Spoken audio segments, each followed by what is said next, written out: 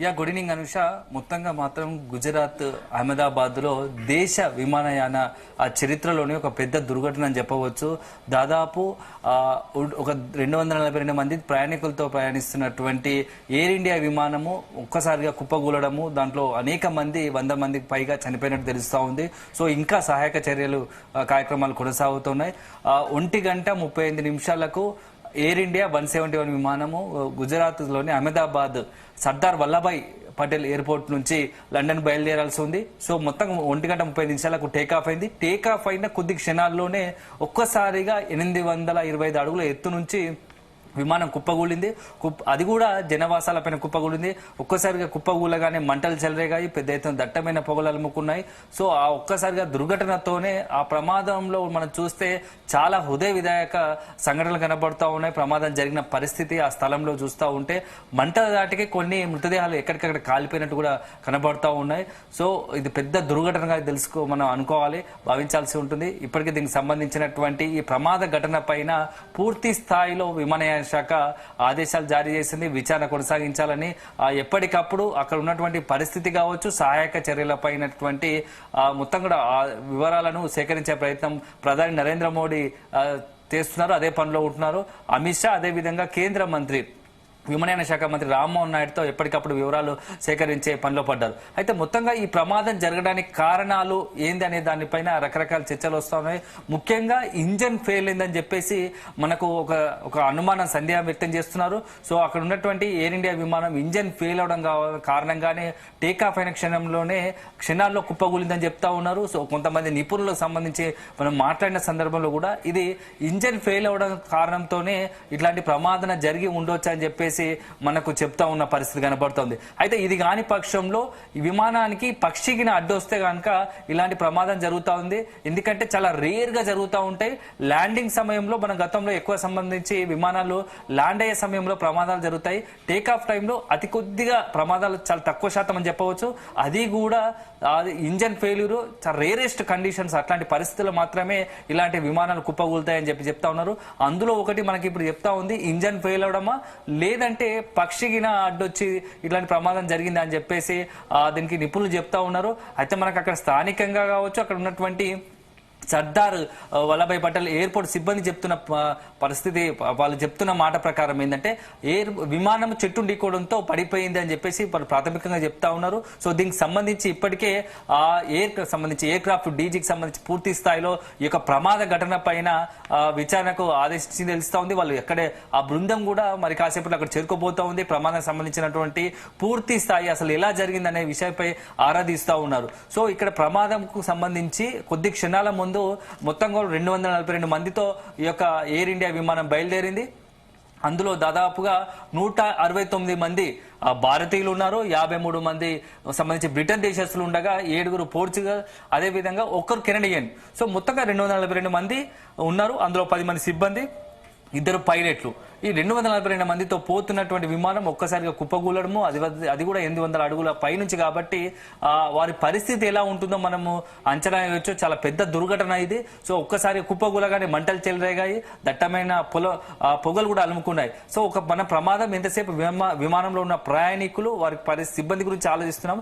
అదే సమయంలో దీనికి మించి ఇది మొత్తంగా కూడా ఈ విమానం ఎయిర్పోర్ట్ సమీపంలో ఉన్నటువంటి జనం రద్దీగా ఉన్నటువంటి మేఘాని నగర్ ప్రాంతంలో కూలినట్టుగా తెలుస్తా. అది కూడా నిత్యం అంటే పీజీ మెడికల్ కాలేజ్, ఒక పెద్ద మెడికల్ కాలేజ్ ఉన్నట్టు తెలుస్తుంది. బీజే మెడికల్ కాలేజ్ అని ఒక ప్రభుత్వ మెడికల్ కాలేజ్ ఉన్నట్టుగా తెలుస్తా ఉంది. ఆ కాలేజీ పైన పెద్ద 2 భవనాల పైన ఈ విమానం కుప్పకూలినట్టుగా తెలుస్తా ఉంది.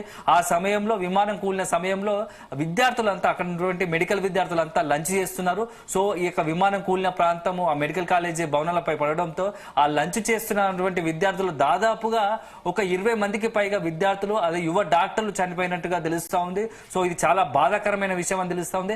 దీంతో పాటుగా చాలా మంది గాయాల పాలైనట్టు తెలుస్తా ఉన్నారు. ఒకవైపు డాక్టర్లతో పాటుగా మెడికల్ కాలేజ్ కాబట్టి పెద్ద ఎత్తున పేషెంట్లు కూడా వస్తూ ఉంటారు. సో వీళ్ళు ఒక రకంగా మెడికల్ కాలేజ్ సంబంధించి మొత్తంగా కూడా ప్రమాద తీవ్రత పెరిగింది, మృతుల సంఖ్య పెరిగే అవకాశం ఉన్నట్టుగా తెలుస్తా ఉంది.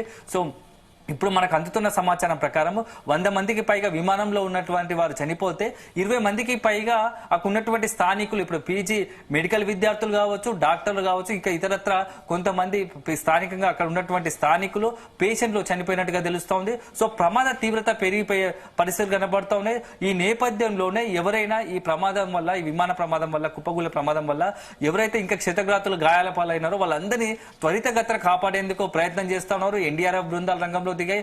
దాదాపు 90 అంటే 3 టీములుగా 90 మంది ఎన్డీఆర్ఎఫ్ బృందం రంగంలోకి దిగాయి. 30 మందిగా విడిపోయి 3 టీములుగా విడిపోయాయి. సో ఎప్పటికప్పుడు వెంటనే గ్రీన్ కారిడార్ ఏర్పాటు చేసి ఆ క్షతగాత్రులను వెంటనే ఆసుపత్రికి తరలించి కనీసం వీలైనంత ఎక్కువ మందిని రక్షించాలి, సురక్షితంగా కాపాడాలని, ప్రాణాల నుంచి బయటపడేయాలని చెప్పేసి, ప్రాణాలను కాపాడాలని చెప్పేసి విశ్వ ప్రయత్నం చేస్తున్నారు. సో పెద్ద ఎత్తున అంబులెన్సులు ఉన్నాయి, గ్రీన్ కారిడార్ ఏర్పాటు చేశారు, ఎన్డీఆర్ఎఫ్ రంగంలో దిగింది. ఎప్పటికప్పుడు సహాయక చర్యల కార్యక్రమాలకు సంబంధించినటువంటి వివరాలను కూడా స్వయాన ప్రధాని నరేంద్ర మోడీ సమీక్షిస్తున్నాడు.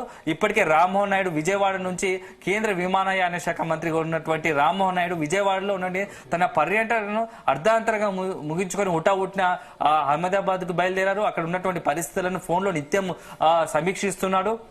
ఇప్పటికే ప్రమాద ఘటనకు సంబంధించిన సమాచారం సేకరించారు. ఏదైనా ఈ విచారణ కమిటీని కూడా ఏర్పాటు చేశారు. ఇదొక విభాగం అయితే, మరోవైపు అమిత్ షా కూడా, హోంశాఖ మంత్రి అమిత్ షా కూడా అక్కడికి బయలుదేరినట్టుగా తెలుస్తుంది. మరి కాసేపట్లో అహ్మదాబాద్ చేరుకుంటారు. అక్కడ ఉన్నటువంటి ఆ సీఎం భూపేంద్ర యాదవ్ తో ఎప్పటికప్పుడు పరిస్థితిని సమీక్షిస్తున్నాడు. ఎట్లాంటి సహాయ చర్యలకైనా అందించాలి, ఏ రకంగా కేంద్రం అండగా ఉంటుంది, వీళ్ళని త్వరితగతిన వీలైతే ఎక్కువ మందిని కాపాడాలి, ప్రయత్నం చేయాలని చెప్పేసి ఆదేశించినట్టుగా తెలుస్తోంది.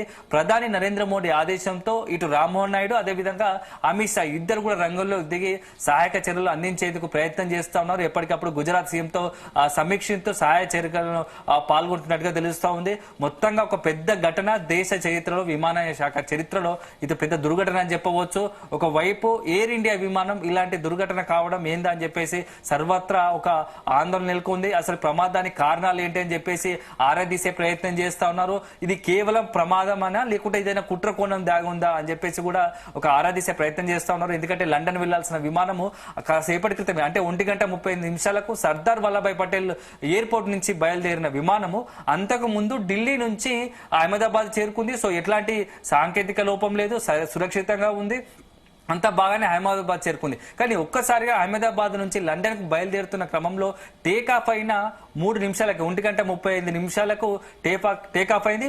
1:43 పూర్తిగా కొలాప్స్ అయిపోయింది విమానం. మొత్తంగా కూడా మొత్తం పడిపోయి కుప్పగూలిపోయి అక్కడ ఉన్నటువంటి ఆహాకారాలు మొత్తంగా కూడా అక్కడ ఉన్నటువంటి ప్రయాణికులు కావచ్చు, అదేవిధంగా స్థానికులకు నుంచి పెద్ద ఎత్తున రోదలు వినిపించాయి. సో ఈ ప్రమాదం కేవలం 3 నిమిషాల వ్యవధిలో జరిగినట్టుగా తెలుస్తా ఉంది.